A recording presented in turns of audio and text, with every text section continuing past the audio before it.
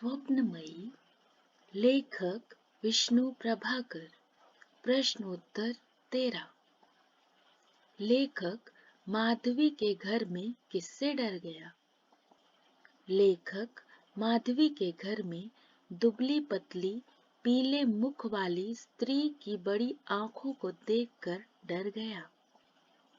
बड़ी आंखों वाली स्त्री ने लेखक को क्या कहकर संबोधित किया? बड़ी आंखों वाली स्त्री ने लेखक को महामाया के पति नीलकंठ भगवान शंकर कहकर संबोधित किया। लेखक को आशुतोष माधवी के घर में किस मुद्रा में मिला और लेखक ने उससे क्या कहा? लेखक को आशुतोष माधवी के घर में धुंधली रोशनी में मुंह ऊपर किए सोचने का नाट्य करते मिला और लेखक ने उससे घर चलने को कहा। आशुतोष ने लेखक को अलका के कवि और दार्शनिक होने के साथ और कौन-कौन सी खूबियां जुड़वाई? आशुतोष ने लेखक को अलका के कवि और दार्शनिक होने के साथ निम्नलिखित खूबियां जुड़वाई। व्यवहार कुशलता। अलका द्वारा लेखक को आशुतोष को ढूंढने के लिए भेजना। पारखी, सिक्के और इंसान के मोल और परख करने का गुण। माधवी के घर की व्याख्या लेखक ने कैसे की? माधवी के घर में 2 दरवाजे थे। एक वो दरवाजा जिससे लेखक आए थे और दूसरा वो जिससे माधवी 3 कप चाय लेकर आई थी। शेष दोनों ओर दीवार थी जिसके सहारे एक साधारण सी गृहस्थी का सामान पड़ा था। 2 टूटे ट्रंक जिसके भीतर चूहों के आने जाने की पूरी स्वच्छंदता थी। खूंटियों पर लटकी हुई 2-3 गठरियां। एक कोने में कुछ ओढ़ने बिछाने के कपड़े पड़े थे और जहां लेखक खड़े थे वहां पर एक चटाई बिछी हुई थी। 2-3 स्टूल थे। इधर-उधर कुछ बर्तन और कुछ वैसे ही सामान पड़े थे। लेखक को कैसे पता चला कि माधवी के घर के आसपास शरीफ लोगों की बस्ती है? लेखक को माधवी के घर के बाहर से सभ्य भाषा बोले जाने की आवाज सुनाई दे रही थी, जिससे वो इस निष्कर्ष पर पहुंचे कि माधवी के घर के आसपास शरीफ लोगों की बस्ती है। लेखक को ऐसा कब और क्यों लगा कि वो सबको देखकर अनदेखा करता रहा? लेखक को ऐसा लगा कि वो सबको देखकर अनदेखा करता रहा जब उसने उस बड़ी आंख वाली स्त्री और माधवी को अपने घर में आयोजित सभा में पाया। वे लोग पहले भी लेखक के घर में आती थी, पर लेखक ने कभी ध्यान नहीं दिया। सभा में गंभीर बातें होने के बाद जब सब शरीफों की तरह वहां से चले गए, तब लेखक के पूछने पर माँ ने क्या उलाहना दी? लेखक के पूछने पर माँ ने बोला कि तुम लोग पढ़े लिखे हो और खानदान की बजाय खूबसूरती देखते हो, पर तुमने जो बहू को बाजारू बना दिया है, यह सब अच्छा नहीं लगता। तेरे सामने तेरी बहू इन ऐरे गहरे बदमाशों से धमा चौकड़ी कर रही है। अलका लेखक की माँ के साथ जाकर गांव में बसना चाह कर भी क्यों नहीं जा पाती थी? अलका लेखक की माँ के साथ जाकर गांव में बसना चाह कर भी नहीं जा पाती थी क्योंकि वह बेकारों यानी मंडली के सदस्यों की पुकार को अनसुना नहीं कर पाती। लेखक भी नहीं चाहते थे कि वो उनकी माँ के साथ जाकर गांव में रहे क्योंकि वो अपनी माँ का स्वभाव जानते थे। लेखक की माँ किस योजना के तहत अपने रिश्तेदारों को अपने साथ घर लेकर आई? लेखक को इस बारे में कब पता चला और कैसे? लेखक की माँ अपने रिश्तेदारों को गवाह बनाने की योजना से अपने साथ घर लेकर आई। इसका पता लेखक को बाद में चला जब लेखक के माँ के गांव लौट जाने के साथ ही रिश्तेदारों का काफिला भी तितर-बितर हो गया। स्वप्नमयी। लेखक विष्णु प्रभाकर।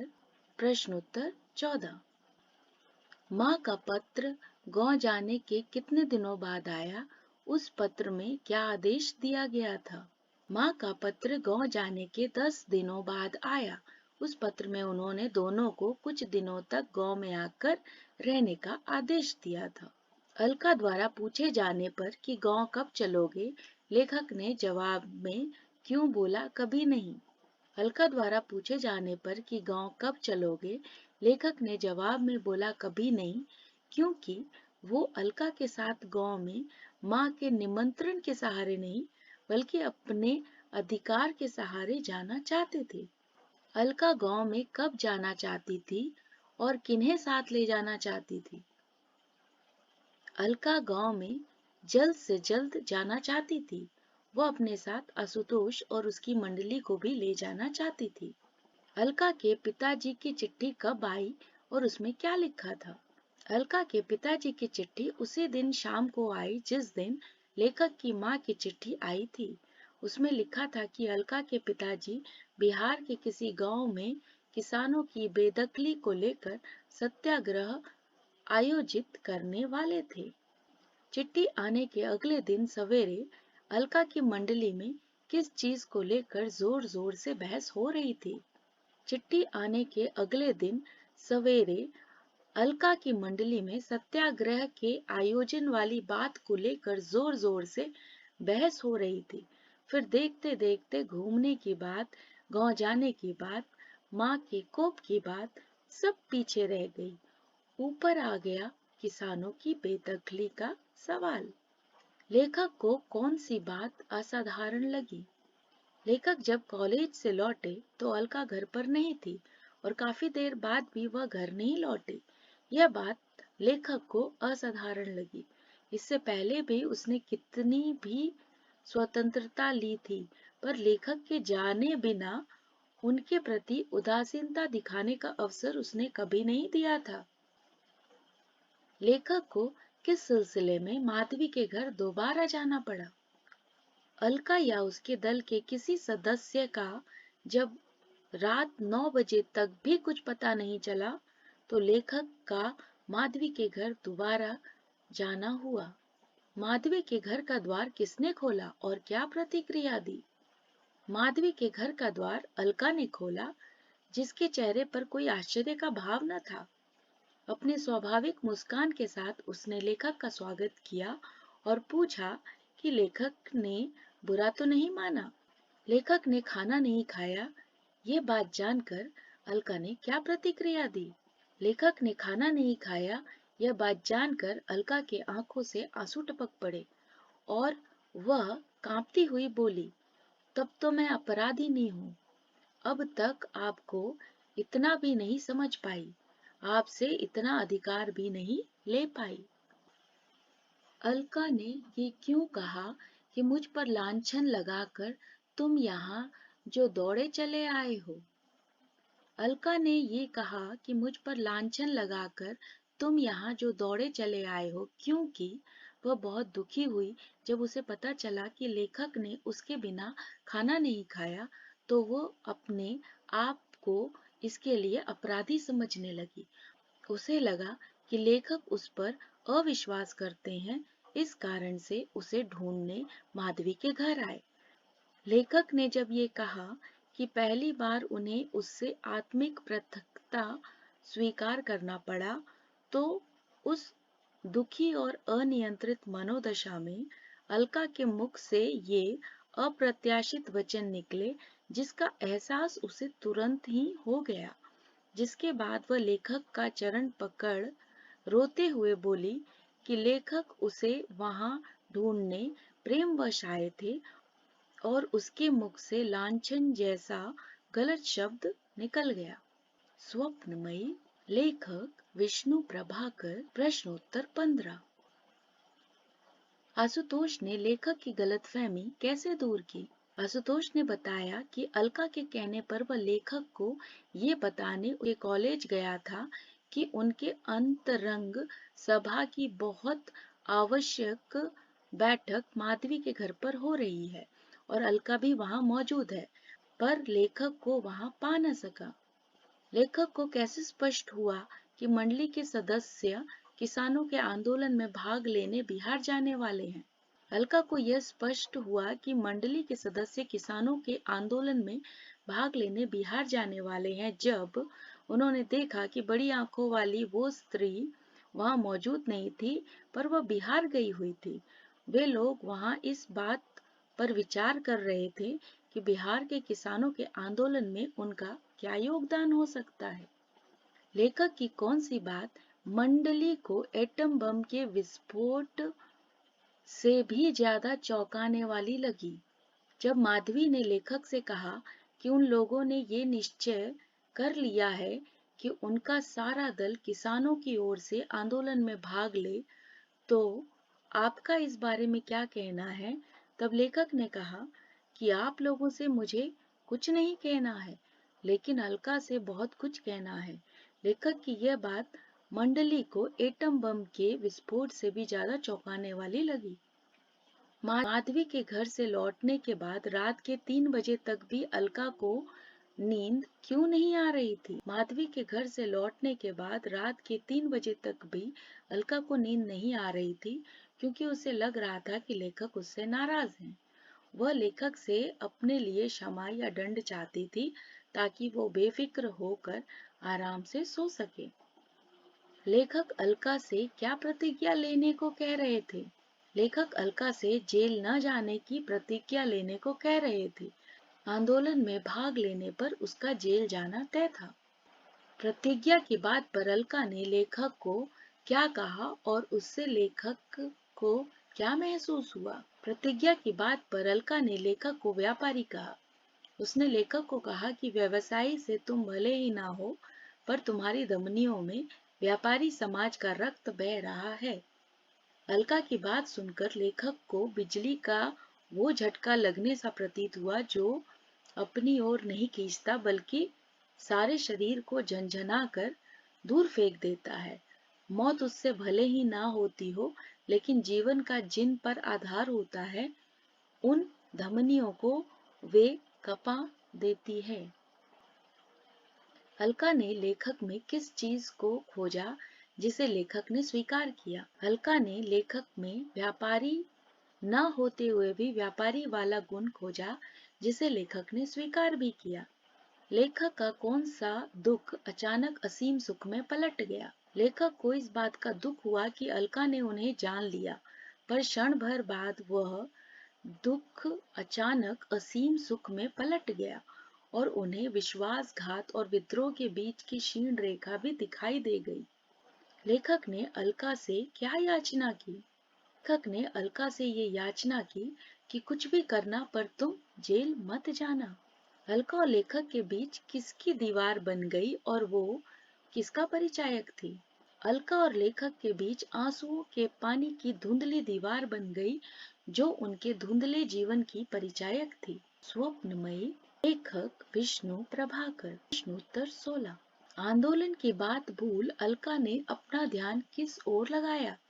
लेखक की उस पर क्या प्रतिक्रिया थी? आंदोलन की बात भूल अलका ने अपना ध्यान कविता लिखने की ओर लगाया और सफलता पाया। लेखक को उसकी प्रत्येक सफलता चेतावनी प्रतीत होने लगी। इस कारण से वो उसकी कटु आलोचना कर उसे निरुत्साहित करते रहे, पर वह कविता के माध्यम से आग उगलती रही। लेखक ने अलका को उसकी कविता को लेकर क्या कहा और अलका का उस पर क्या जवाब था? लेखक ने अलका को उसकी कविता को लेकर कहा, तुम स्त्री हो, तुम्हें ये विद्रोह की कविता कहाँ से सूझने लगी? अलका का उस पर जवाब था कि वह स्त्री है, इसलिए तो विद्रोह की कविता करती है, क्योंकि स्त्री माता है और माता भले ही पुरुष ना हो, पर पुरुष का निर्माण अवश्य करती है। लेखक का मन कौन सी दो दिशाओं में दौड़ रहा था? एक और अलका थी जो स्त्रीत्व का आदर्श ही नहीं थी, मातृत्व की अधिष्ठात्री देवी थी, और उन्हीं दो चक्रों के बीच उसके जीवन की गति टेढ़ी मेढ़ी होकर निरंतर आगे बढ़ रही थी। अलका अपनी दासता का पालन करने के लिए भी अधिकार चाहती थी। दूसरी ओर लेखक के परिवार की परंपरा, उसकी माँ और उसका विधान, वह यह कभी कल्पना भी नहीं कर सकती थी कि नारी को स्वतंत्रता का कोई अधिकार भी है। वह अलका द्वारा चाहे गए अधिकार की भी अवहेलना करने पर तुली हुई थी। वह यह कभी सह नहीं सकती थी कि उसके घर का कोई व्यक्ति जेल जाए। वह यह स्पष्ट जान गई थी कि बहू अब हाथ से निकल चुकी है, इसलिए उन्होंने उसकी नाक में नकेल डालने के लिए उन्हें गांव में आने का निमंत्रण दिया था। अलका को आंदोलन के लिए अपने पिता के पास जाने से रोकने के लिए लेखक ने क्या किया? अलका को आंदोलन के लिए अपने पिता के पास जाने से रोकने के लिए लेखक ने निम्नलिखित कार्य किए। उनका व्यवहार अलका के प्रति अतिशय प्रेमल हो उठा। उसको विद्रोह की कविता लिखने से रोकने के लिए तरह तरह के प्रलोभन देते। जिन बातों के लिए वह पहले लेखक के पास प्रार्थना करने आया करती थी, अब लेखक उससे उन बातों की प्रार्थना करने लगे।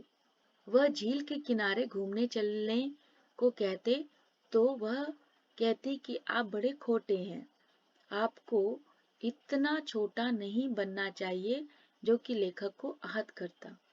लेखक किन कारणों से अलका को रोकने की चेष्टा किया करते? लेखक निम्नलिखित कारणों से अलका को रोकने की चेष्टा किया करते। माँ की बात सुनकर व्यवसायी मस्तिष्क होने के कारण वह अलका को अपने से दूर नहीं जाने देना चाहते थे। वह खुद कई बार जेल जा चुके थे, इस कारण से ये जानते थे कि जेल के स्वच्छंद जीवन और विभिन्न लोगों के संपर्क में आने का परिणाम क्या होगा। फिर अलका के मस्तिष्क के गठन न जाने तब वह वादाओं की सीमाएं लांघती हुई किसी ऐसे चक्रव्यूह में फंस जाती जहां जीवन का अर्थ ही षड्यंत्र, आंदोलन या उखाड़ परवाड़ होता।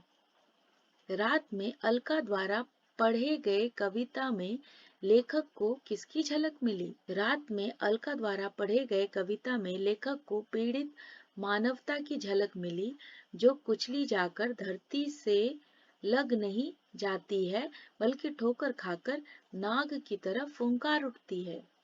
रात को कविता सुनकर लेखक ने अलका से क्या पूछा? रात को कविता सुनकर लेखक ने अलका से पूछा कि तुम्हारे अंदर का भीषण अग्निकुंड कहाँ था? यह भुजंग जैसे शब्द तुमने हृदय के किस कोने में संजोकर रखे हुए थे?